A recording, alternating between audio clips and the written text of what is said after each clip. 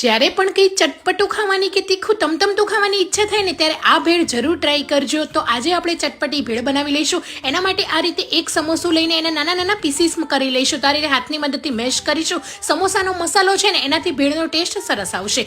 1 cup જેટલા આ રીતે શેકેલા મમરા એડ કરી દઈશું. એકદમ ઝીણા ઝીણા કટ કરેલા ડુંગળી ટામેટા એડ કરીશું અને 2 ચમચી જેટલી ખજૂર આંબલીની ચટણી એડ કરીશું. 2 ચમચી જેટલી ધાણા ફુદીનાની તીખી ચટણી એડ કરીશું. આ રીતે મસાલા સિંગ, સ્વાદ પ્રમાણે મીઠું અને થોડું એવું અહીંયા સંચળ પાવડર, શેકેલા જીરાનો પાવડર અને લાલ મરચું પાવડર તીખાશ તમે તમારી રીતે એડ કરી શકો. અને આ ભેળને ચટપટો વધારે ટેસ્ટ આપવા માટે હાથીનો આપણે આખરી મસાલા જે અહીંયા 1 મોટી ચમચી એડ કરી લઈશું અને અડધા એવા લીંબુનો રસ.